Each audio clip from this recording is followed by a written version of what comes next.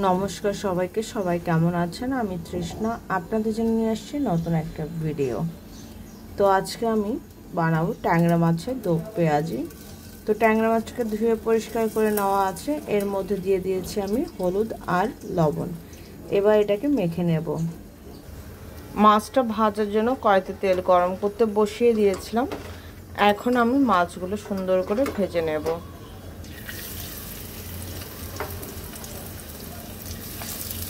তো চলো মাছগুলো সুন্দর করে ভেজে তুলি।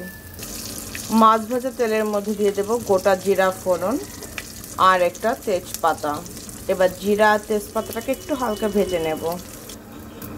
এর মধ্যে এখন আমি দিয়ে দেব পেঁয়াজ কুচি আর কাঁচা লঙ্কা। পেঁয়াজটাকে একটু সুন্দর করে ভেজে নেব।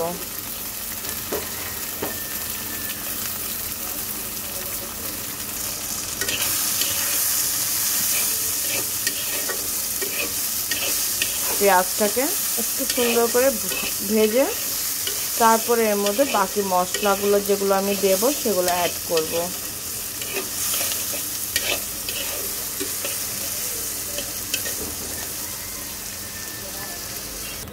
পেঁয়াজটা দেখো খুব সুন্দর মতন ভাজা হয়ে গেছে।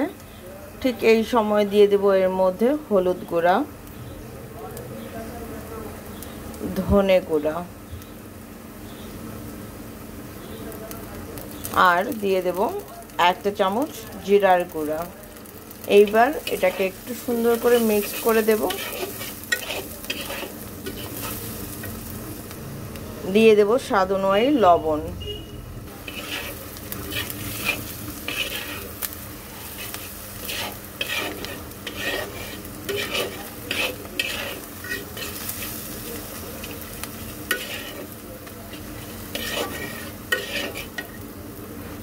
দিয়ে দেব এর মধ্যে সামান্য পরিমাণে জল মশলাটাকে কষানোর জন্য।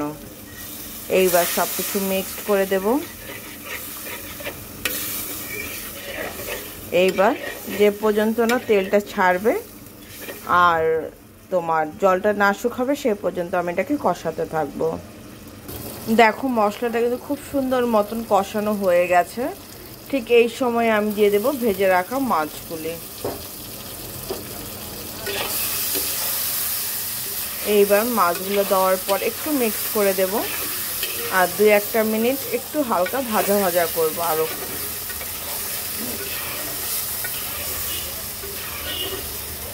ট্যাংরা মাছের দো পেঁয়াজ আর কে কে খেয়েছো এইভাবে অবশ্যই কিন্তু জানিও। খুব সিম্পলভাবে রান্না করেছে আর অনেক কিছুই দেওয়া যায়, টমেটো।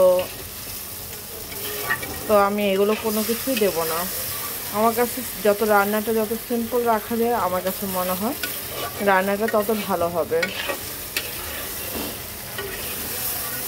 তো চলো এটাকে 2-1 মিনিট একটু ভাজা ভাজা করে নিই। ঠিক 2-1 মিনিট পর এর মধ্যে এখন দিয়ে দেব জল। ঝোল তো না, মানে খুব সামান্য জলটা দেব, জাস্ট এতটুকু। এর চেয়ে কিন্তু আমি আর বেশি দেব না। দো পেঁয়াজের মধ্যে বেশি ঝোল ঝোল জিনিসটা ভালো লাগে না। এখন আমি এটাকে ঠিক মিনিমাম 4 মিনিট জাল করব হাই ফ্লেমে। তো চলো এটাকে এখন সুন্দর করে জাল দেই। তো আমার ট্যাংরা মাছের দো পেঁয়াজিটা দেখো হয়ে গেছে। এখন এটাকে নামানোর পর তোমাদের সাথে ফাইনাল লুকটা শেয়ার করছি। তো এই হচ্ছে আমার ট্যাংরা মাছের দো পেঁয়াজা। কেমন হয়েছে সেটা কিন্তু অবশ্যই জানিও। আশা করছি তোমাদের কাছে খুব ভালো লাগবে। যারা এভাবে রান্না করে খাওয়ানো তারা একবার হলো খেয়ে দেখো, গরম ভাতের সাথে কিন্তু সেই লাগে। তো আজকের জন্য এই পর্যন্ত। সবাই ভালো থেকো, সুস্থ থেকো, আমার জন্য আশীর্বাদ করো আমি যেন ভালো থেকে সুস্থ থেকে তোমাদের জন্য নিত্য নতুন ভিডিও আনতে পারি। ঠিক আছে, পুরো ভিডিওটা দেখো প্লিজ প্লিজ প্লিজ।